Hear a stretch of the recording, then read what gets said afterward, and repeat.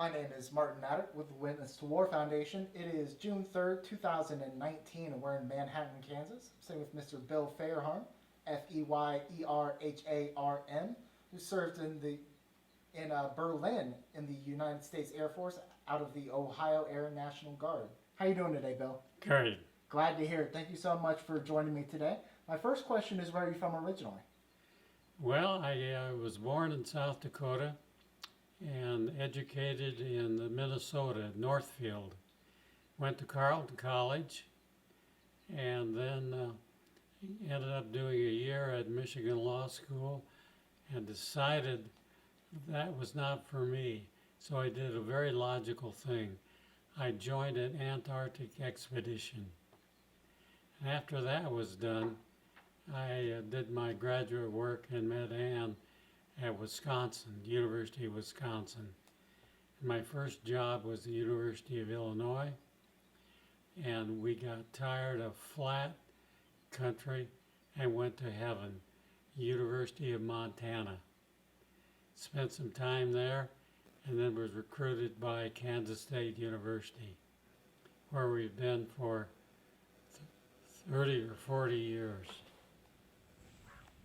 So I want to ask about your family growing up. What were they like? Oh, I had a lovely family. My dad was in education, and he ended up being a treasurer at Carleton College.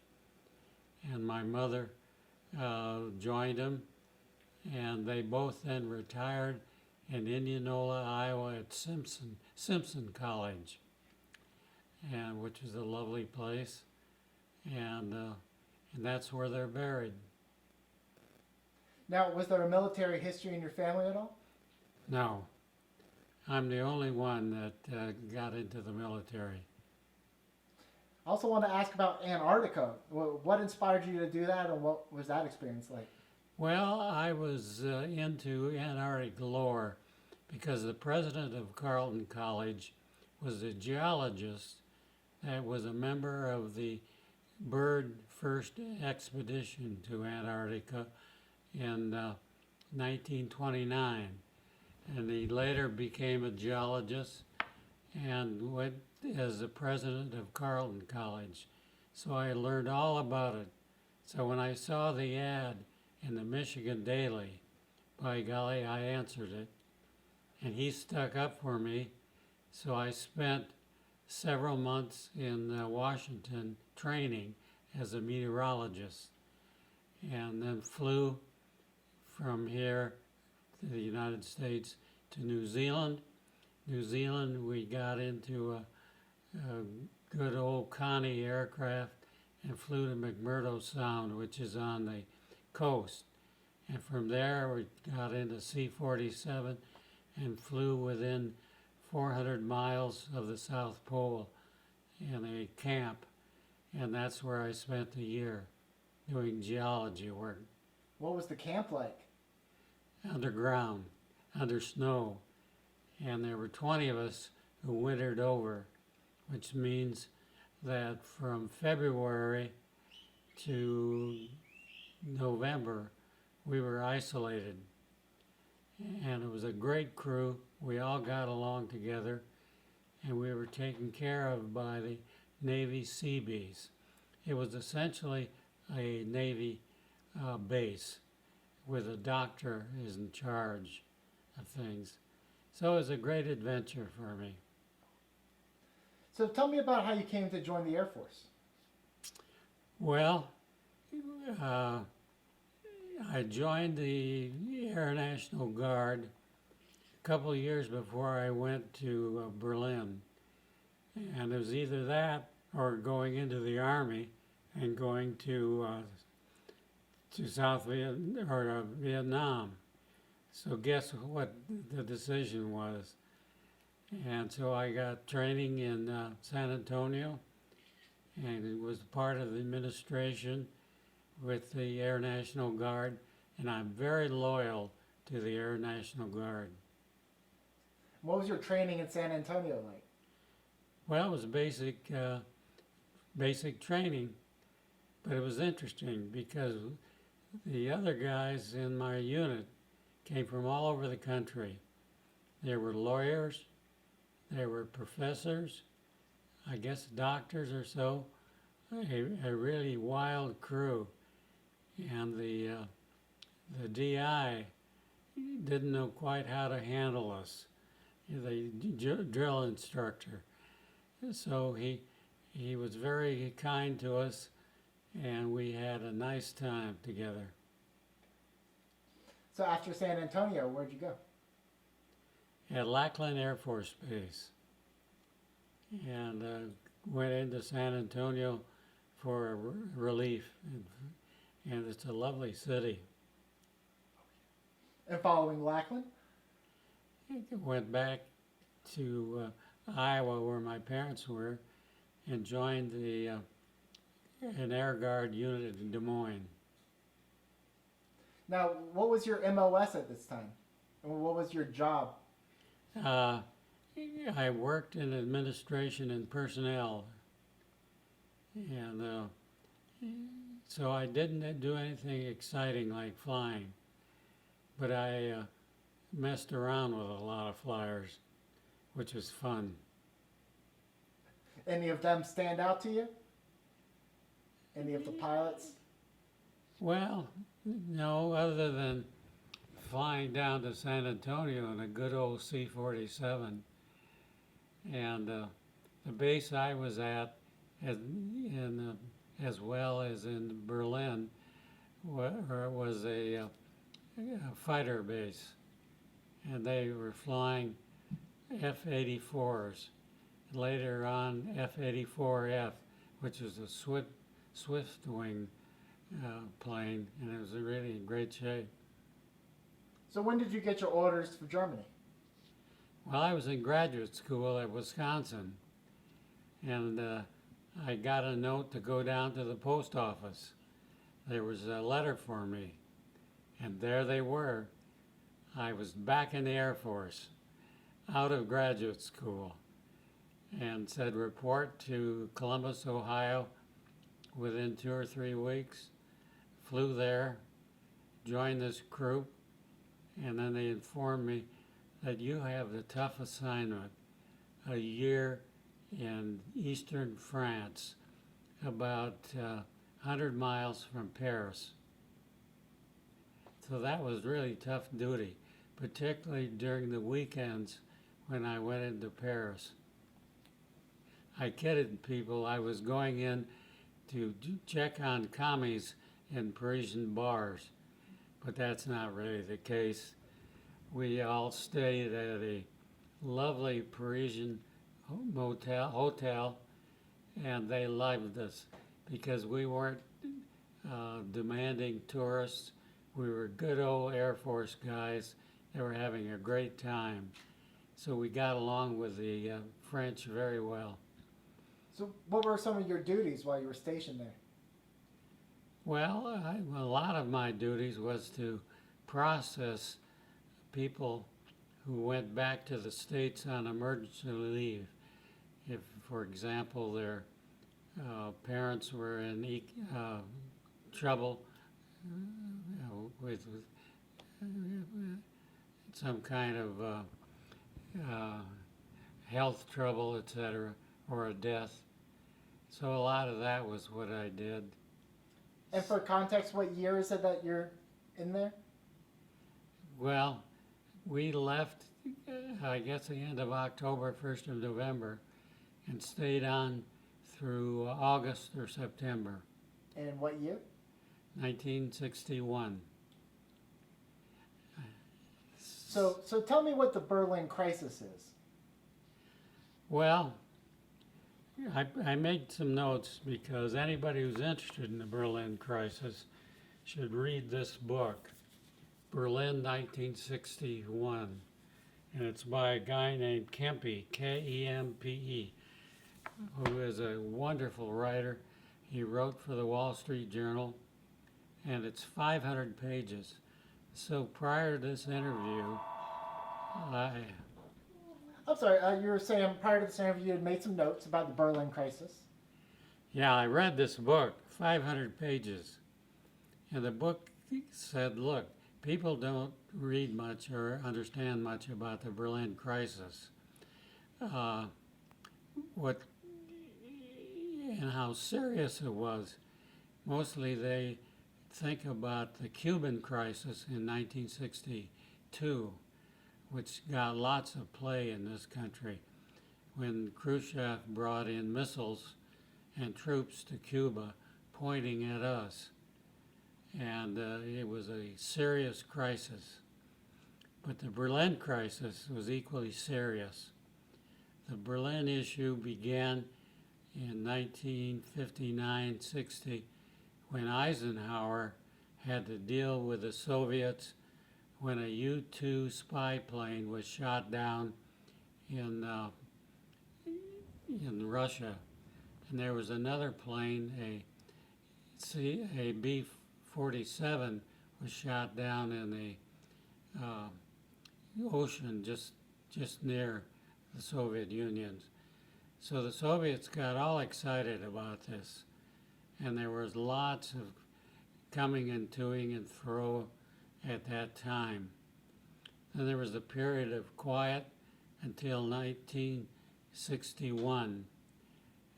Kennedy was elected president, and in his inaugural address, he said something that he did not appreciate what the communists were doing.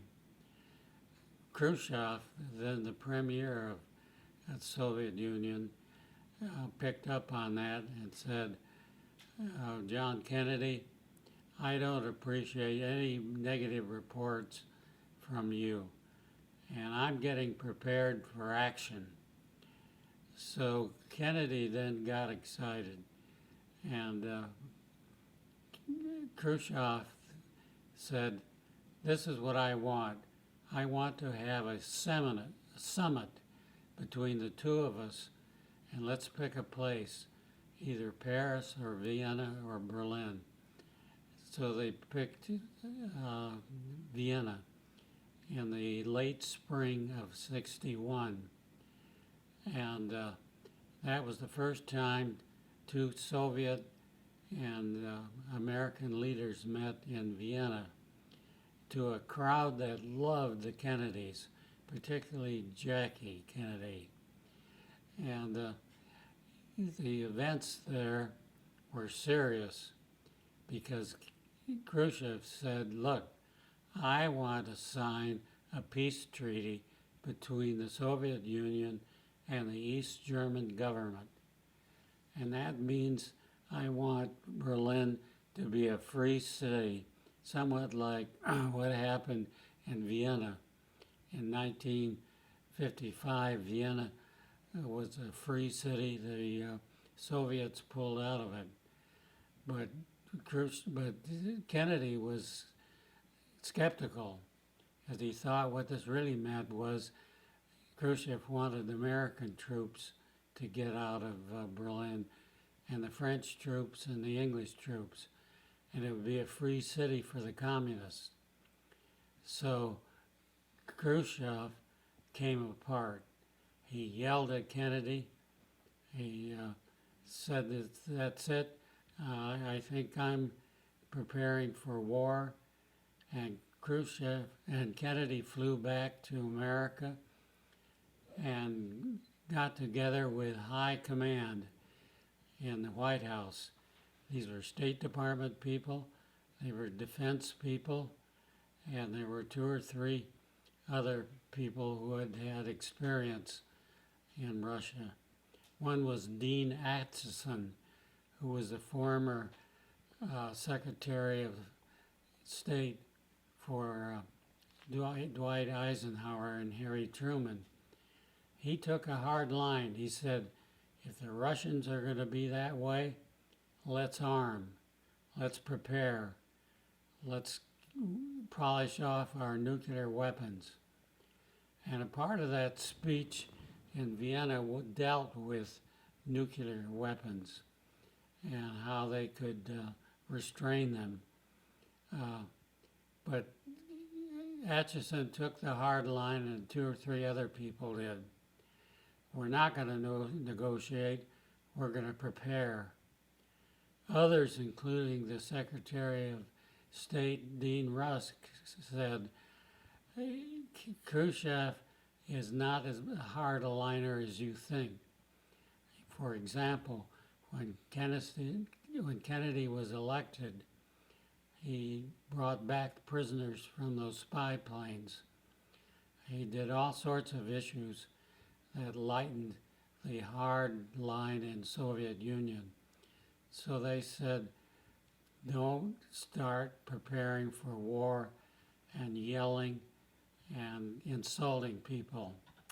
So that was the course of all sorts of discussions in the White House over those 2 or 3 months.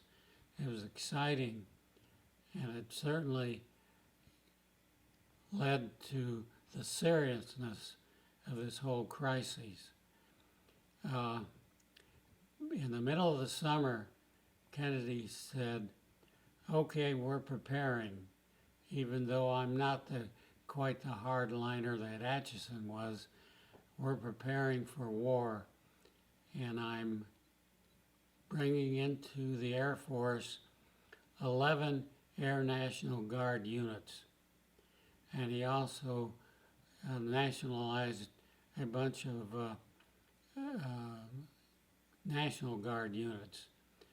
And he indicated by fall they're going to be in Europe. So that's where I got my letter, because of the very seriousness of this whole activity. Before I knew it, I was in an air base in eastern France, about 100 miles from Paris. At one time, it was a French air base. Then it became a German air base. Then it became a French air base. And then it became an American air base. So it was an interesting history for that place. And it was interesting to live in rural France and to go to these small cities like Verdun and have some of the most glorious food in creation, as well as what happened in Paris. So, any French people stand out in your mind? Oh, the French people that worked on the air base were lovely. And for example, they took care of all our laundry. They did all our cooking. And they were lovely people. And the people of Paris were wonderful. And since then, Ann and I have been back to Paris, and we were impressed how friendly they were and how helpful. If it looks like we were lost, they helped us. So we are very fond of the French, and particularly of Paris. It's a great place to have a vacation. So did you have any experiences with the Germans, even though you were in France? No, not a bit. Our aircraft flew over Germany on patrol, and I think they may have had some experiences with Soviet and East German planes, but nobody shot anybody down, and they put a lot of flight time in. No visitors. So who do you remember serving with? Any Americans stand out in your mind? Did you have any friends while you were stationed out there? Yeah, I've forgotten their names. We had a lovely captain in charge of the whole unit. What was he like? And he was a great grandfatherly character. And a sergeant that was great. So my whole experience in the Air Force was great.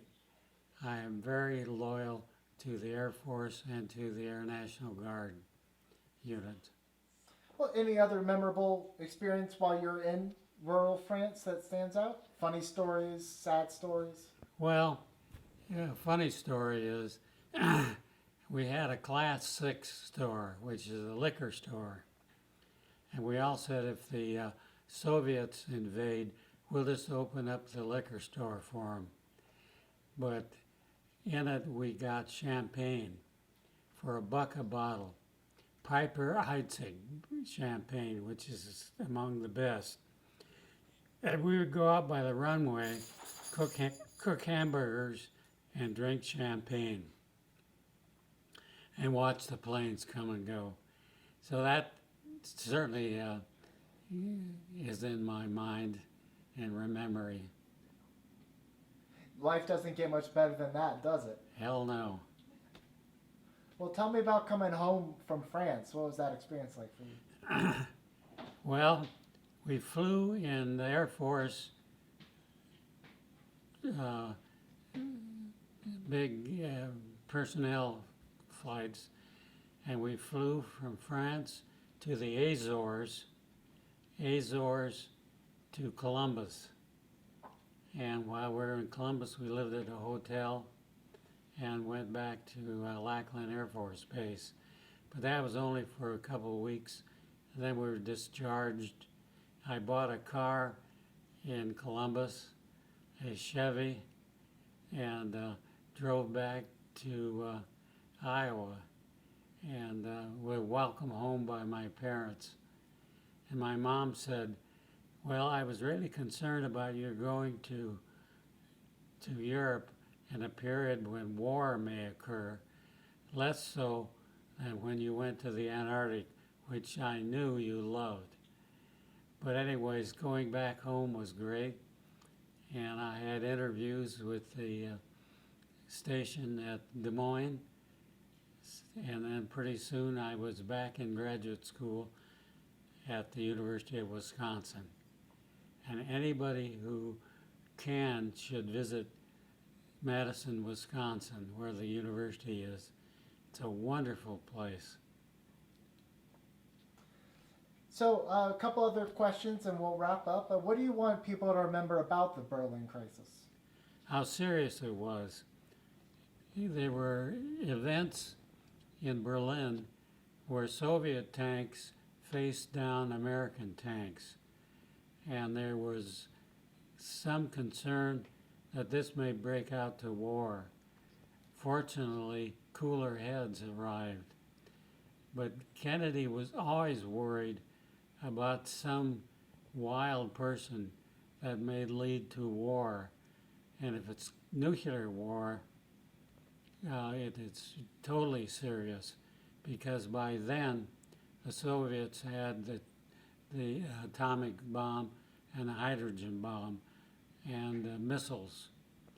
So anyways, that whole tension in Berlin gravitated back to France, where we were.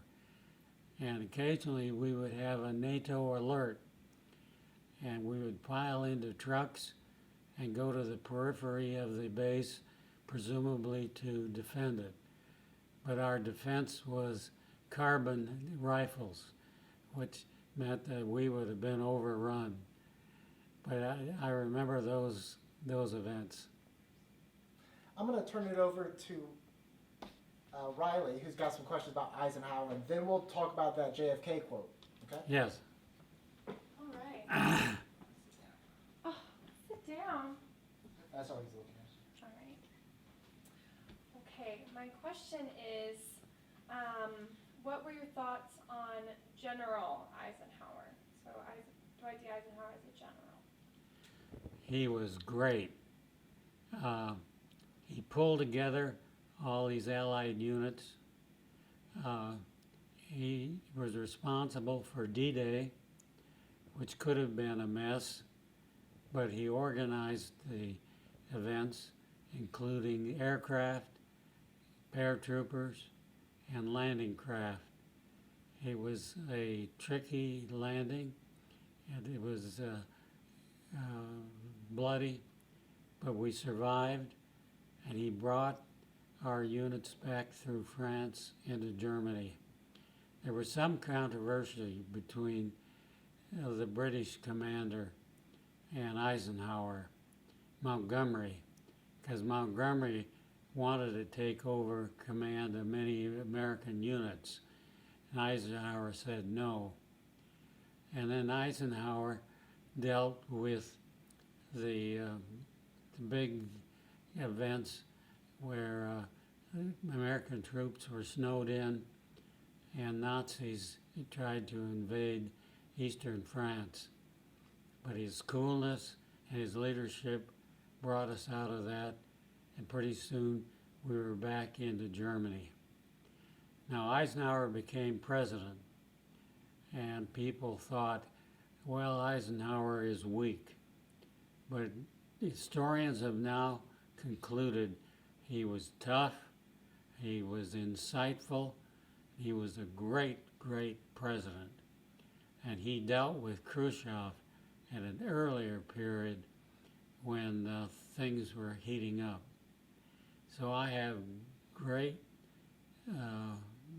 love of Eisenhower, and if anybody wants to really see a great place who honors Eisenhower, it's the museum in Abilene, Kansas.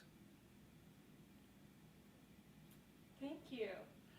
Should I read you this final? Please. Sure, yes. This is the great speech by Kennedy. In the fall of '61, he visited Berlin and then went to a huge plaza, and there was easily 100,000 people there to welcome him. People may forget that Eisenhower was loved by everybody in Europe, was well respected, and that includes his lovely wife, Jackie.